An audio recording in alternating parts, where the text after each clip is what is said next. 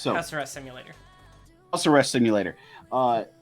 Shepard's on trial at like the Hague for crimes against humanity, and Shepard's like, "Hey, the Reapers are coming," and everyone's like, "Yeah, we know, but they aren't going to get here in like the next 10 minutes, so we can still try you." And then the Reapers get there in the next 10 minutes. All right, hold on. I still at Shep is playing Phoenix, right? Yes. I would love a Phoenix Wright that's like set in space, and you're trying to deal with like aliens and stuff like that. Actually, I would just pay for any Phoenix Wright that had like a weird gimmick like that. I don't know why, but I'm envisioning that one, opposing lawyer who with the whip, and for some reason they're Hanar. Stupid jellyfish. Let's see. So, yeah, what happens is that Earth is straight up like it's the second place that gets invaded. The first place is right next to where you blew up the mass relay. Oh, And well. so Shep, yeah, Well, and so guess that planet place, can't get invaded because you saved the day. yeah, Patrick, we saved the city. Well, what it was is you bought basically they couldn't invade through that mass relay, so they went to the next one over, which took about like 6 months or something like that. Yeah. And so then all you did was delay them for 6 months. Why didn't they just use So- the Mass Effect to get there faster? They did. They did. Then they could have used it more. Yeah, they need to Mass Effect harder. It's because their asses weren't big enough. Yeah. They couldn't assimilate Miranda early enough, and so they did not have the perfect physical. I was going to say something about aerodynamics, and it got away from me. I just hate that they created Miranda by like someone drinking coffee in the office and sending it down on the Mass Effect, like the first Mass Effect game box. I just looked down and saw Mass Effect, and they're like, "I have a great idea for a female specifically character." Yes.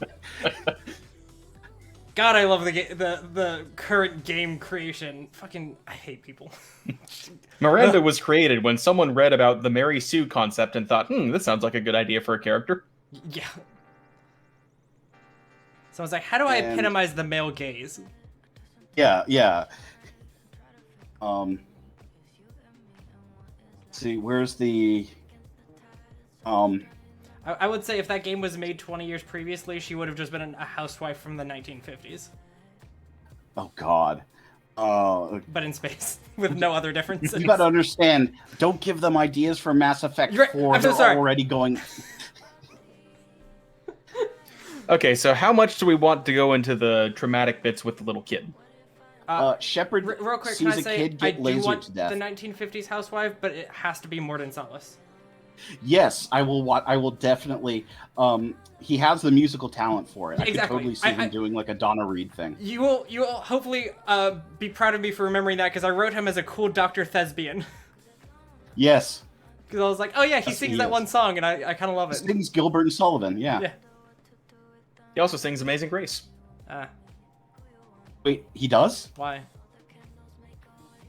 How old is that? Tom, have you played Citadel? You're right. I forgot about Why that. does he know that song? It's 800,000 years old. We'll get to that. Oh, The same boy. reason he knows Gilbert and Sullivan. Yeah. Okay, but yeah. that's a song he made up because the lyrics are different. No, he absolutely adapted that from Gilbert and Sullivan. He did that on purpose. Yes, but it sounds like it can just, like, when you first hear it, you don't think, wow, he knows that ancient Earth song and he's adapted lyrics. You think, oh, that's a cool reference the developers put in by having him sing a song that's the same but with different lyrics about how cool he is. This is why I hate sci-fi, because then they have to figure out a way for it to be real and canon. This is why Star Wars was bad, Tim. Star Wars is bad because of Gilbert and Sullivan. No, it's because they had to explain things. Do you remember midi-chlorians? You're right. Star Trek Insurrection is bad because of Gilbert and Sullivan. Sure, I don't know Oh what God. that is, so What, we'll don't, go for it. oh God. Oh God. We haven't done So, that yet Dom- in our yeah. in got it, deep divers. That's on the Okay, list somewhere. So here is the secret. People always say it's the odd-numbered Star Trek movies that are bad. That's not, or Yeah, the odd numbers are bad. That's not true. It's any Star Trek movie where they break into song. That's where the bad ones are. Just FYI. If you see a Star Trek movie and they've broken into song, it's going to be bad. Speaking of loud noises, a child gets blown up by a Reaper during the invasion of the Earth. And Shepard sees that kid and they play a sad piano song to tell you that it's, really sad. And then Shepard has to go find people to go kill all the Reapers. Is there anything to add to the kid getting blown up? Shepard has PTSD flashbacks about the kid basically for the rest of the game, and it ends up being important to the indoctrination theory that we'll talk about at the end of this. Oh, we get to talk about indoctrination theory. Oh boy. Okay, so is this correct? A child explodes in sad piano slow-mo with replays from 6 camera angles? Yes. Yes, that's very accurate actually. It's sad piano and then periodically just like a cat setting on the lowest key on the synthesizer. Just like Inception, blah, like noise. Oh, there's sad piano music. I'm just gonna. I don't know what the sad piano music is, so in parentheses, I'm just gonna write "In the arms of an angel." It's not as classy as that one. Can you imagine if that was in that game though? In that scene. Tim, I was very moved. I was very moved when all of a sudden the characters sat down, were looking at the grave of those lost, and started singing Boys to Men's "It's So Hard to Say Goodbye." Oh god, I would love to mod all of these songs into like random points in this game. Like every time it's a flashback to that kid exploding, it's just a different shitty song. Different sad song. Yeah. Boys to Men is not shitty though. Anyways, shitty in terms of campiness. Yes. Oh yeah. No. Terribly clashing with tone though. Yes, that's exactly what I want. Tone clashing to hell. So the thing is they need to go get Liara, who has been studying the Protheans on Mars, trying to figure out if she can do anything about it. And so you got to hop over to Mars. And while you're on Mars, it turns out that Cerberus is there. But Cerberus are like beefier and now like cyborgs and superpowered and kind of like husks, but they're still intelligent. And what it is Cerberus has been just putting Reaper shit in their bodies to become bigger, faster, and stronger. And they have learned absolutely no lessons from every time someone's been indoctrinated. In Mass Effect 2, Cerberus was kind of ambiguously evil if you didn't read between the lines at all, and just kind of ignored them. What is it? Mass Effect 3, they're just full-on evil. They don't even make any pretense What is it when anymore. you put robotic parts in a human? Is that android? No. Cyborg. Okay, so now they're cyborgs and racist. Yes. Robocysts. And... Right. Am I remembering correctly that at the end that actually becomes a plot point? You manage to make the Illusive Man so racist against himself that he just kills himself? I mean, I would not be surprised if that's the renegade argument. Who's the Illusive Man? Is he just the head of Cerberus? Yeah, he's the guy who runs Cerberus. He's played by he's played by Martin Sheen because they needed an actor who could sit there and just talk and try to keep people's attention. And he did that all the time on The West Wing. God, what a stupid name for a character, the Illusive Man. Well, there's those who call him Tim. Okay, so I will say, when written, I like it because it doesn't, like, when everyone says it, they think it's elusive. They pronounce it like that. Yeah, that's what I thought it was. Yeah, on paper, it's elusive, which is to say he is an illusion, he's a figurehead, Cerberus is a bigger organization. But that only works on paper because everyone just pronounces it like he's the elusive, like hard to find man. And I mean, elusive with an I it's still a dumb name. He's just the Deception Man. Yeah, well, yeah. Lie boy. Yeah, but deception. He's the deception. Man behind the curtain. Yeah, Deception Man though is still to be significantly better than He just named himself hard to find man. He just named himself Bluff Buddy. Like, I mean, just like, it's the naming convention of, like, a kid in high school making his first MMORPG character and being, like, Shadow Dog 17 _ XXX. The Shadow. Yeah, it's just, I'm gonna name myself the thing I do. That's it. That's all I can think of. Okay, but now that you're saying this, I will pay good money if like the next main villain in a Bioware game is some like 14-year-old character's OC, and they're actually just a 14-year-old using this as like an artificial identity. I fucking love it. Like, that'd be the best. My God, Shadow Wolf was actually a 14-year-old this whole time. Now that I say that out loud, it's actually pretty. Yeah, obvious. it's like Shadow Wolf 2005, and it's just like, I can't believe he was 16. Well, actually, now that I do the math, that does make sense. Yeah, and I'm trying to remember if like he has like a canonical name or something. It's probably like Charles. It's like John or something like that. Yeah, it's probably like just John Shadow Man. Jack Harper, that's his name. His name is Harper? Jack Harper. Come on. And so you go over there, and you've got whoever survived Vermeer. So you got either Ashley or Caden, and you've got a character who is the new generic human of the game. Wow, there's a lot of generic humans considering the old generic human is still here. His name is James Vega.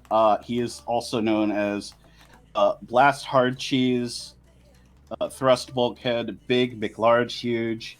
He looks like a Warhammer 40k Space Marine, which is hilarious because like all of the other humans in Mass Effect look relatively normal.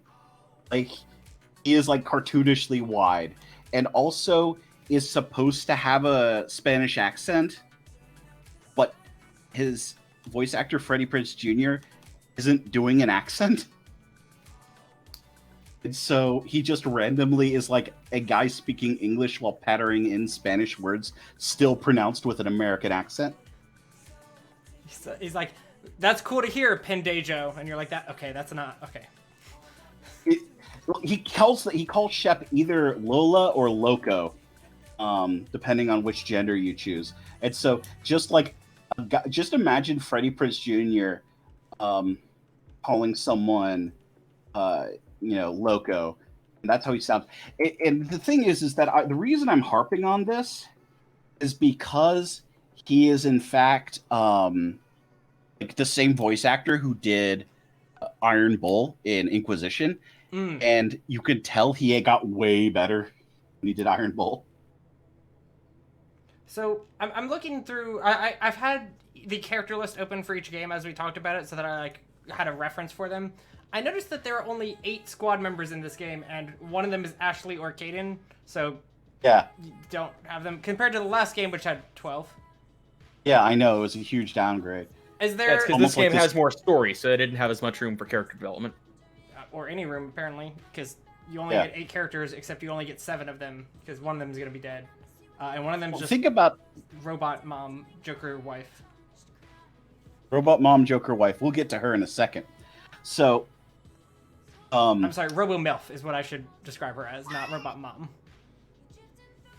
I mean, Robot Mom is like Rosie from the Jetsons. Robot MILF is Rosie from the CW's new Jetsons reboot. In fairness, she does have a mom haircut, like from Yeah, like specifically from Jetson era, like future past. yeah. No, Past she future. has like a was it Jane Jetson the mom, or like Yes, she has no. very much like Jane Jetson haircut. But the yeah. So when you're over on Mars, you're looking for Liara, and turns out one of Liara's teams sold him out to Cerberus, but they didn't sell him out to Cerberus. They're actually a Terminator. Wait, I'm sorry. Start over. What happened? So the reason Cerberus is on Mars going after Liara is because someone sold him out to Cerberus. And the twist is, one of the researchers didn't sell them out. The researcher was always working for Cerberus because they are a Terminator who works for Cerberus, and this is never seen again in the series. It's just a one-off Terminator. And that is this killer robot that's running around attacking you, and like you eventually do like set her on fire, and they do the Terminator walking out on fire and like charging you thing. And that thing, the killer Terminator, just absolutely wrecks whoever survived Vermeer. So you don't get to use them for a while. They're going to be in a hospital recuperating. And you're stuck with butch deadlift So, for a while. so this is why you don't have any of the party members from your last game? Oh, you get to see everyone. Some of them Yeah. like are in a hospital and they're dying. Oh, Liara's back. I didn't realize that. Yeah. So Liara finally comes back. And let's see. Liara's back. She joins your team along with Tough Drink Lots and So- In Mass Effect 1, Liara was like the wide-eyed kid just out of college who's just now discovering what the world is like. In Mass Effect 3, she is no longer baby. She wants power. Yeah, it's Yes. it's been 3 years and now she runs the mafia. yeah, no, it's been 3 years. She is Hey, now in charge of public the school will space do that to you. mafia. It's very accurate to what happens after 3 years of getting, 3 years after you get your bachelor's degree. And Can't relate. so the let's see. So then you go to the Kit Citadel. And at the Citadel, they say, "Oh yeah, everyone's getting invaded by Reaper. Shepard, get in line." And you get to have cameos of various people from your previous missions. There's like Zaid is off stealing or threatening somebody. Basically everyone who hasn't joined up with you is somewhere around, except for a couple characters. And they just have like one-off little scenes where they repeat their character trait from Mass Effect 2, and then this. Okay, so I think this is when I have to mention this. Mass Effect 3 gated its endings behind a multiplayer function.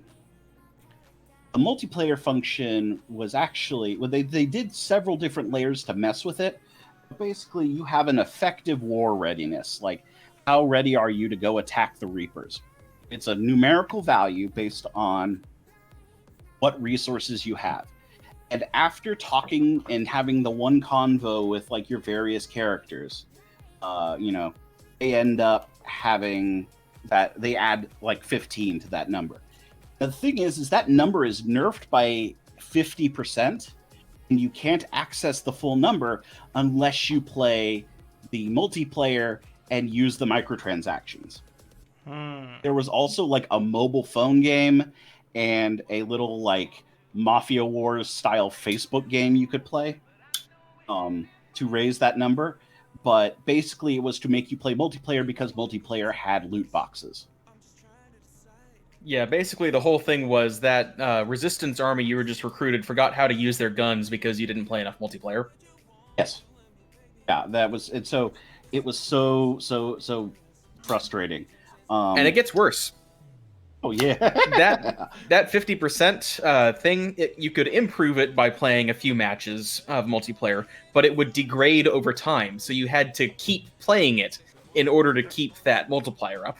I mean, okay, so my question is, you are all saying this in past tense, but it's still like this, right? If I played Mass Effect 3 right now, I would not get good endings because nobody's playing multiplayer. Correct, unless you bought the Legendary Edition in a few months where they've just turned that off completely. It doesn't have multiplayer. Yeah. Speaking as someone who did try like last year playing multiplayer, and I got a couple games, but not much. Yeah, like it'll let you load in, but without other players, it's impossible to win. Yeah, it's Just player versus waves. I think there's 10 waves and then a boss fight and extraction at the end. So if you don't have 4 people, you're not going to survive. So they fucked up. Yeah, well, I mean, BioWare's owned by EA. Yeah. So now, let's see. So you get and you recruit a couple of your. No, you don't recruit anybody. What you get told is, hey, the Turians have a succession crisis. Go find the leader of the Turians, and maybe he'll give you some funding.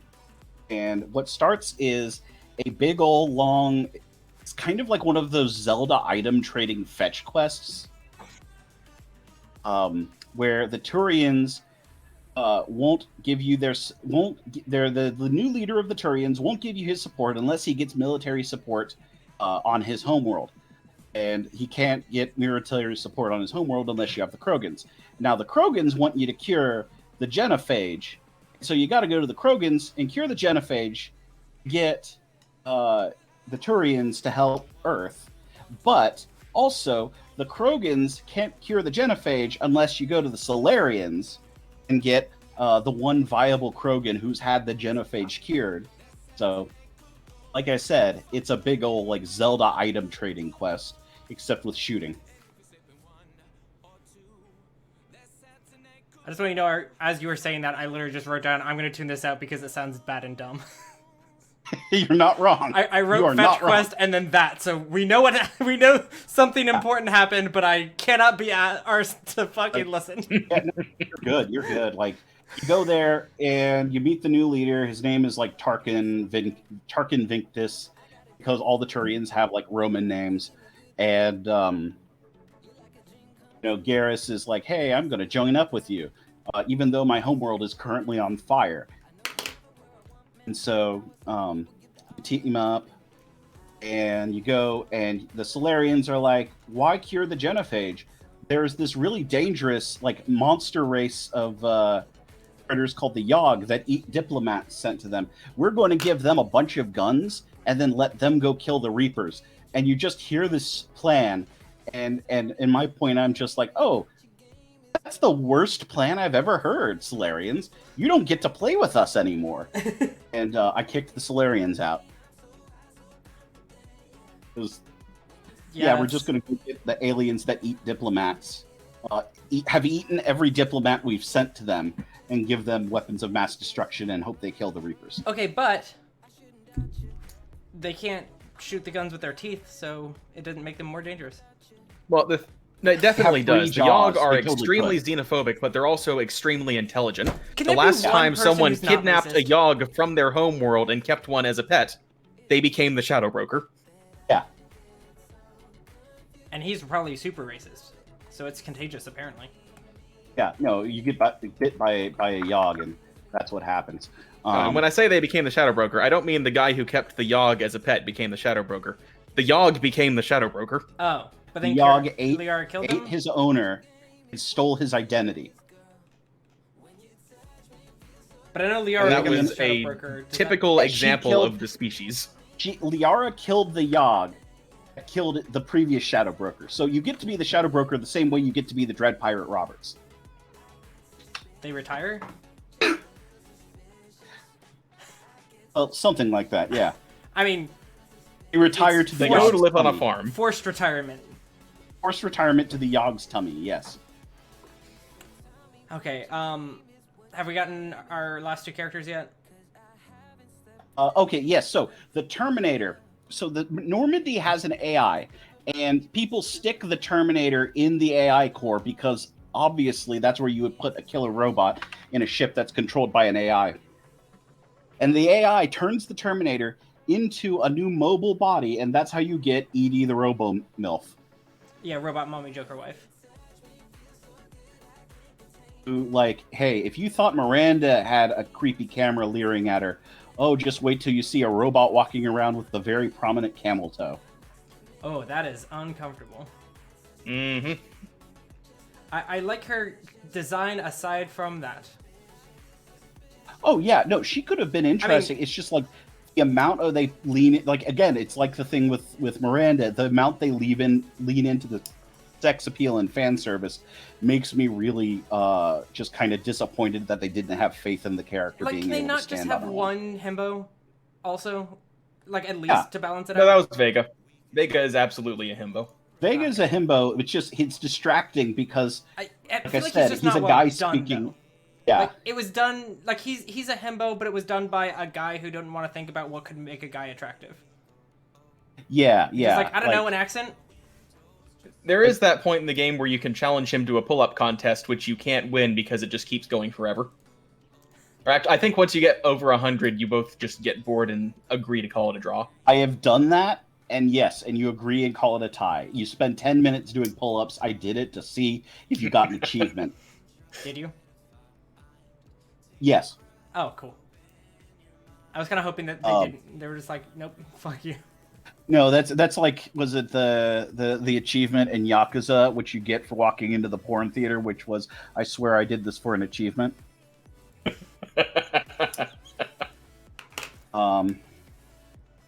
And let's see.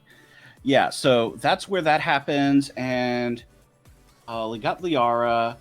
Hallie is the final companion, but she doesn't come in until after you cure the genophage, or sabotage it if you're going to commit genocide again. And you go, and if you saved Rex, and Rex is still alive, he is actually like leading a coalition of Krogans for like a peaceful world where they're united and making the world a better place, but they also don't have any children, so you go and you save the Krogan, who is the only one who's had the genophage cured. Morden shows up and is like, hey, I learned now that genocide is bad and I am going to help. And Morden shows up and has to go to a big old alien space MacGuffin that's going to cure the planet. The problem is, of course, that there is a giant Reaper attacking the place at the same time. And so you get to do the coolest thing in Mass Effect 3. So in the series, there are these giant sandworms called Thresher Maws. And as you're approaching the place, you keep having earthquakes. And it turns out what is many people believe the progenitor of all the Thresher Maws lives around there. And it is a Thresher Maw the size of like multiple miles long sandworm. And you get to be Muad'Dib and set that thing against the Reaper, and this giant like monster comes up out of the earth and like starts ripping apart the Reaper, Godzilla versus King Kong style, and it's beautiful. And of course, this causes damage to the doohickey. Morden has to go sacrifice his life to save everybody, or you kill him if you're a monster, and that saves the Krogan. And they go and agree to help the Turians, and the Turians agree to help Earth. But all of a sudden, the Geth start attacking again because, of course, the Geth keep coming back. And so you got to go find the Quarians. And the Quarians, is this before? Okay, Tim, is this when the attack on the Council happens, or is that later? I think it's now. Okay, so wait, so Attack of the Council or Geth? Council, then Geth. Okay, so then there's a huge incident at the Citadel where, for one reason or another, the Cerberus just straight up tries to assassinate the Council. And it turns out the human who you've been working with, who has been a colossal douche the entire series except for Mass Effect 3. Like, Mass Effect 3, he actually becomes a much nicer person, is more thoughtful. Turns out that was an act because he's working for Cerberus. And you have to take him out. The thing is that your buddy who was in the hospital, Caden or Ashley, comes out and basically they think you're here to assassinate the Council because you used to work for Cerberus, or Shep. And so you have to be like, trust me on this, I'm your friend, yada, yada, yada. And you do that. But while this is all going on, some 14-year-old's DeviantArt OC starts attacking you. His name is Kai Leng. He is a cyborg ninja with bright glowing eyes. This is a different cyborg ninja thief who can turn invisible. Yeah, who can turn invisible. Sorry, you said you're attacked by Kylo Ren? Is that what you said?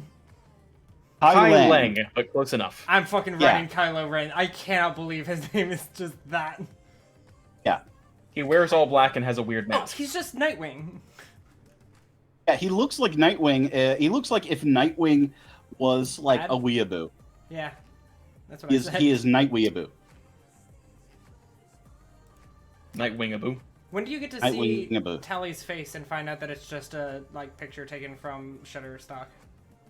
That is if you romance her after completing the Quarian storyline. So that's a little after this. All right, cool. But because I remember everyone seeing that and been like, I think that's just a picture you can find on the internet. I don't think that is straight up one of the things you get from Shutterstock, basically. Like it was just a stock image. Basic Shutterstock. It was so funny.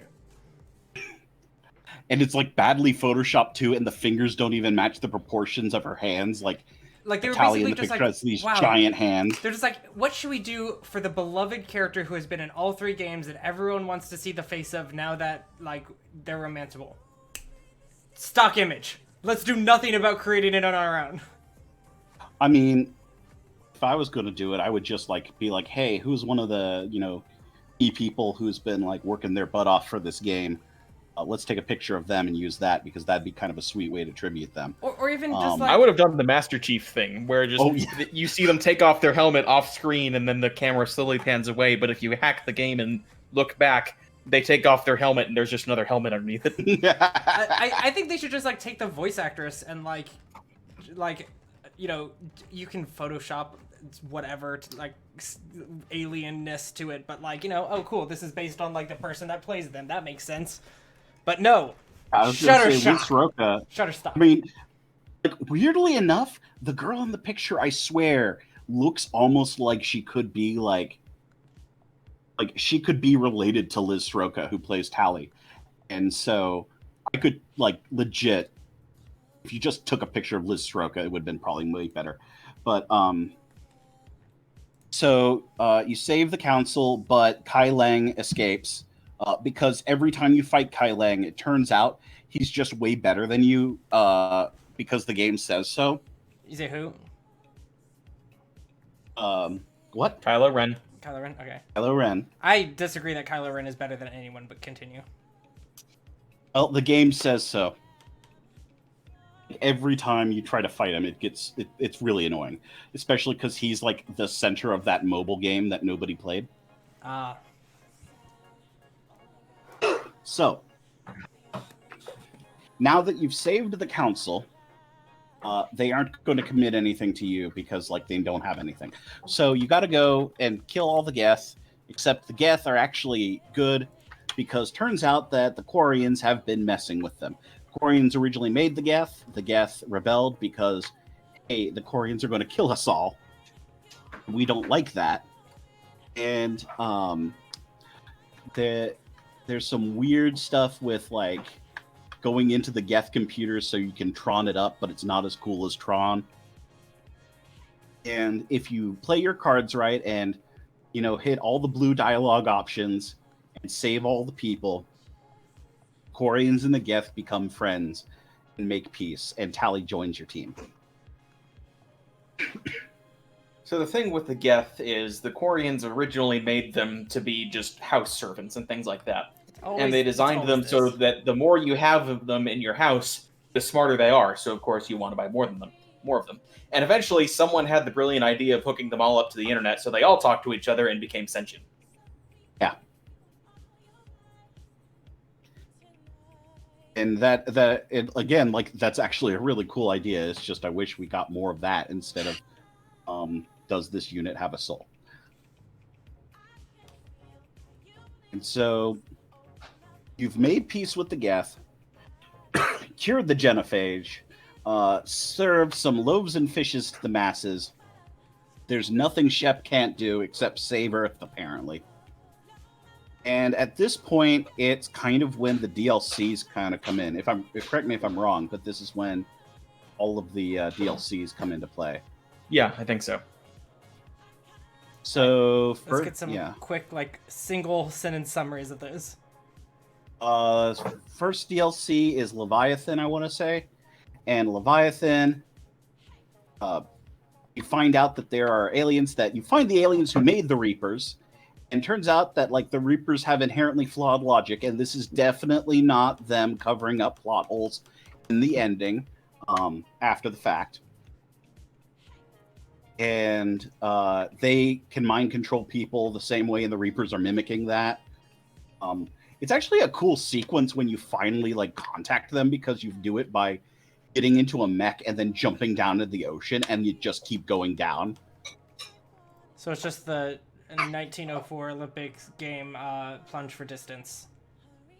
Yeah, no, you go in and you're in, like, this big old diving suit, and it's, like, kind of creepy in terms of how far deep you have to keep going down, and then get an exposition dump from a squid.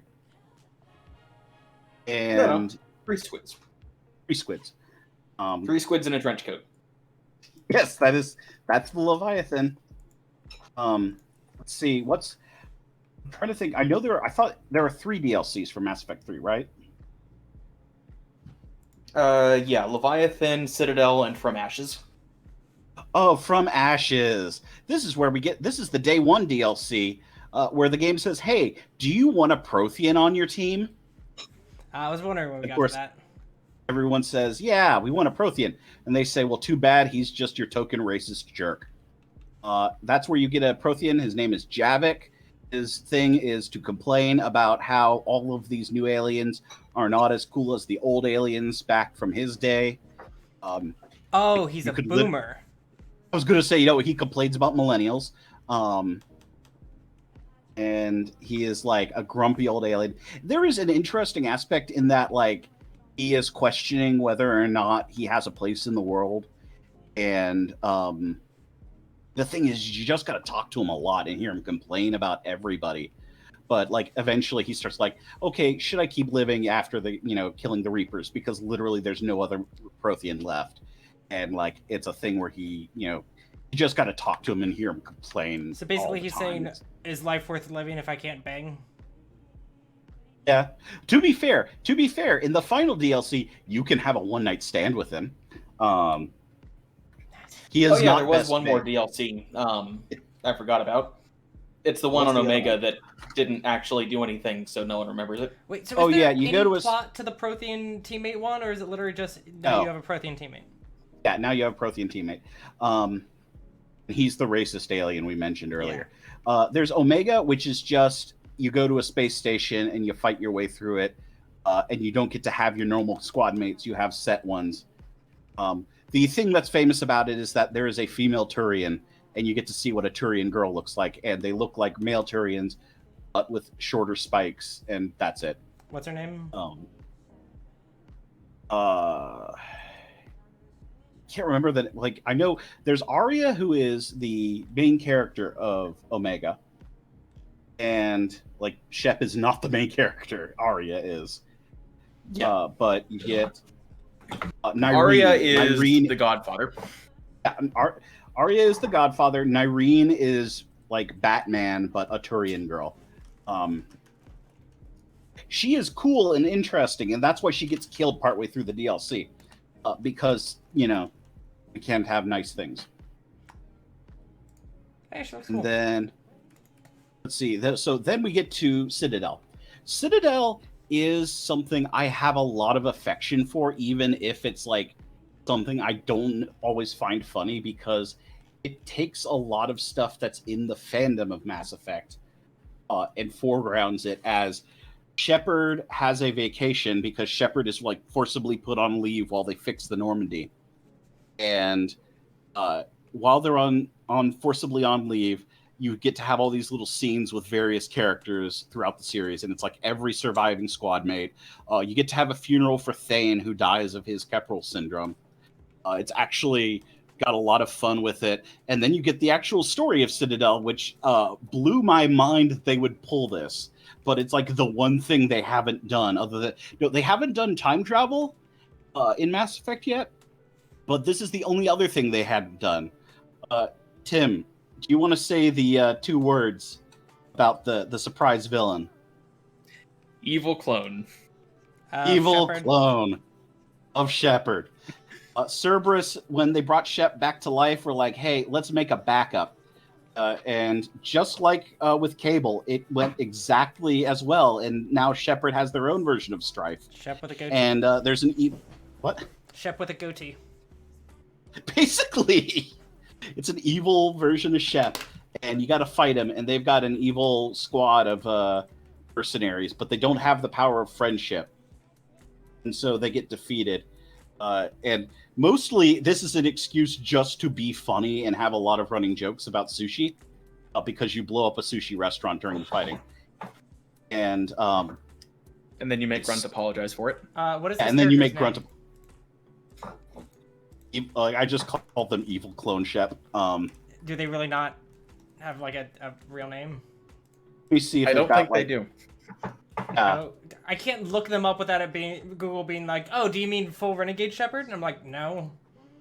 On Mass Effect 3 Citadel character list. So you get a side character named Maya Brooks, who is cool, but turns out she actually is like the person who cloned Shep, and she needs. She's trying to get rid of you so the clone can steal your identity. And let's see, trying to find the evil clone. Let's see. Whatever. It does not matter. Yeah, so while Tom's working on that, but basically the whole thing about Citadel is it's your last deep breath before everything goes to hell in the rest of the game. Okay, so you know how you hated the elusive man? I mean, yeah. Like as a name? Oh, good. Mysterious figure. Okay. He's Also, not even that by the way, mysterious. You see him and you immediately know what he is. Yeah. Also, mysterious figure was so bad that an owl lost its mind in my backyard right after I said that. I think it tried to eat something, but like I like to think the owl is frustrated at that name too.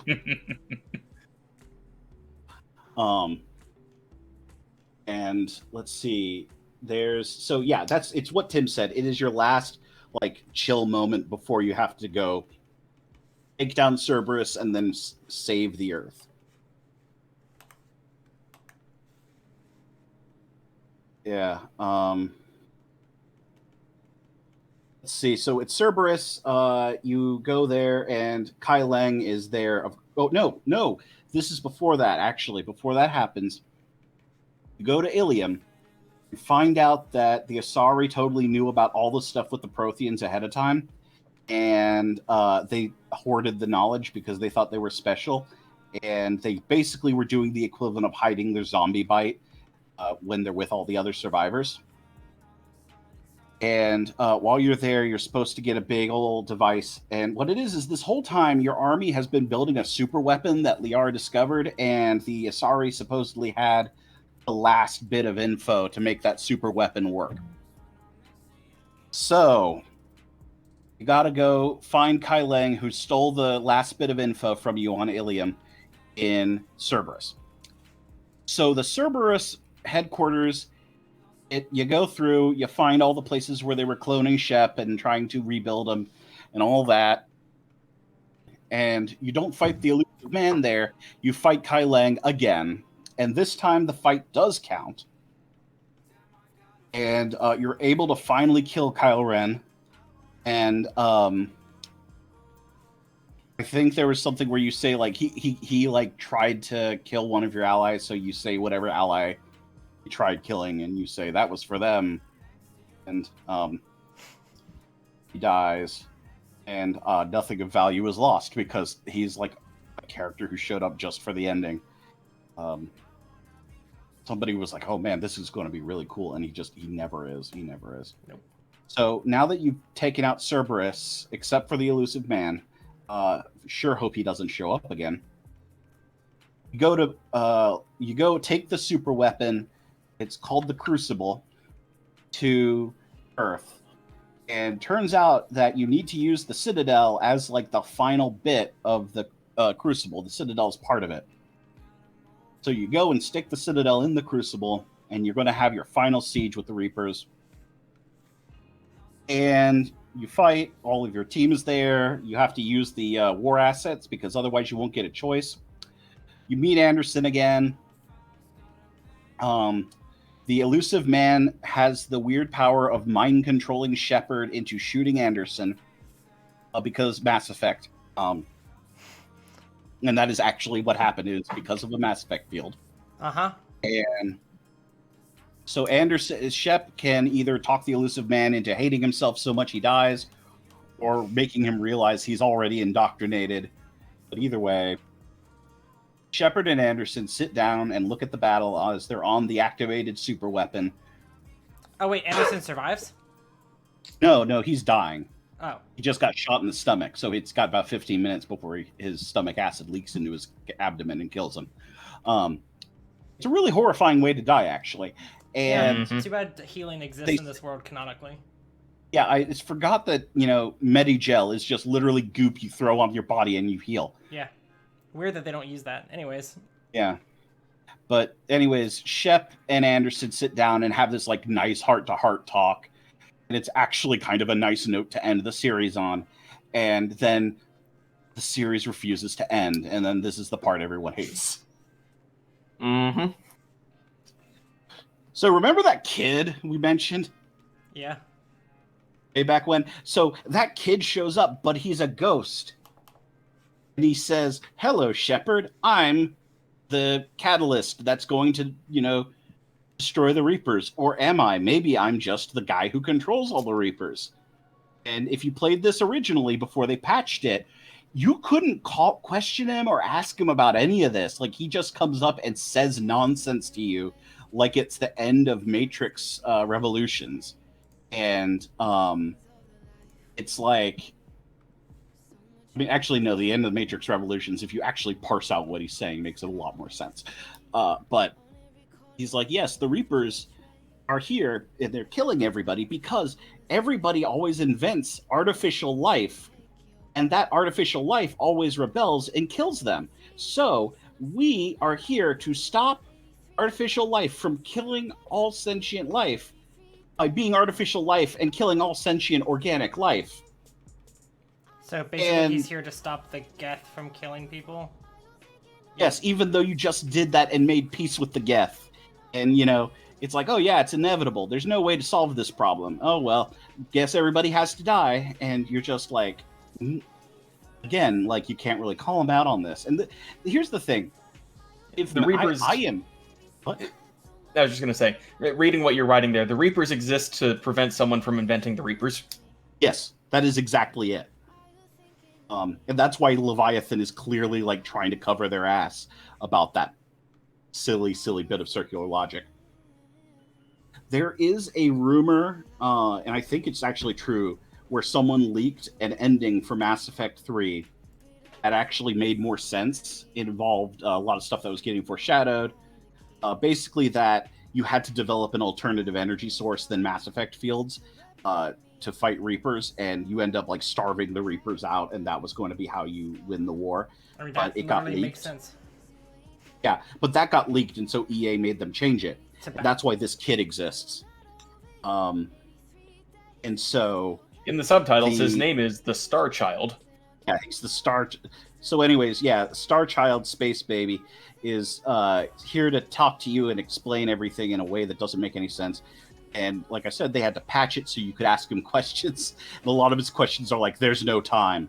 And if you straight up refuse, you just get a game over where you hear a recording of Liara basically saying, we made a mistake. We shouldn't have done that. So, there's that. But I wanted to say, I am down with some sort of weird, morally ambiguous ending or like some sort of cycle of violence storyline in a sci-fi. The issue is because Mass Effect, starting with Mass Effect 2, is a game where if you prepare and are thoughtful, you can have a golden ending. Everything comes out, like everyone can survive the suicide mission. You can make the aliens who have been at war with each other for millennia make peace. You can cure the incurable bioweapon disease. And now all of a sudden they want to say, no, we're going to have the realistic outcome here. It feels very, very insincere. Yep. And I would totally be down with it if, like, you had to you couldn't solve these problems. Like, if it's, you have to choose whether or not the Quarians survive or the Geth survive, and there's no way to make peace. Like, this ending would have made way more sense tonally. But he gives you three options. Either you press a button and kill all synthetic life in the galaxy. So that is to say, you kill all Geth, you kill EDI, you kill anything that's an AI, including the Reapers. Yeah. The other button is... Also, everybody who has a cochlear implant and stuff like that. Yeah, everyone who's got a cochlear implant, all the cyborgs, everyone with the pacemaker. And there's So that would be possibly Joker too, right? Yeah, Joker's got some sort of implant to keep him. That's how he walks. Like, so Joker canonically. Yeah, so you kill Joker too. So bad ending. And yeah, no, that is the red ending. Yeah. And then there's the blue ending where you mind control the Reapers and make them mindless servants of you in the galaxy. and you make them go do all your stuff for you. And so that involves like basically, mind controlling an entire race of aliens, even though they are evil and trying to kill everybody. You got to mask mind control them. And then there's the green ending, the golden mean fallacy ending, which is if we permanently fuse synthetic and organic life, so there is no synthetic and no organic life, just a combo, there's nothing for the Reapers to kill. And so, yeah, that's the third ending, which is Shepard becomes God Emperor of the universe, even though they're incorporeal, because at that point they are just like in every single being and form of life. Yes, the explanation for exactly how that works might not make sense until you see during one of the end cutscenes, if you pick the green ending, a leaf with circuits on it, like electrical circuits. Yes, that makes perfect sense. I'd actually like to rephrase what you just said. So that might not make sense. That's it. Yeah. That's the whole. That's it. Now, that might not make sense. Moving on. Yeah. That might sound dumb. Yeah. The Star Child does that. And whatever choice you make, there's a big old explosion. It turns out the Normandy was running from this whole battle. They just kind of left and ran, which is so weird. Again, they had to patch in a thing saying, like, disengage or something like that, because otherwise it looks like your ship is fleeing from battle, like deserting. And so there's an explosion. That ship gets crashed on a planet, and your characters all walk out, and it has an Adam and Eve plot with like Joker and Edie. Oh my god! And this is especially if it's the green ending, and you're like, oh god, they're doing an Adam and Eve plot with Joker and Edie, and that's how it's going to end. And then they later on like patched it so they fix the Normandy and fly off because the Adam and Eve plot was a stupid idea. It was stupid in Battlestar Galactica, and it was stupid here. I would just like to say that I know that this game was bad because you mentioned Mass Effect 1 and talked it through, and then you mentioned Mass Effect 2 and talked it through, and then in Mass Effect 3 you talked about patches 7 times.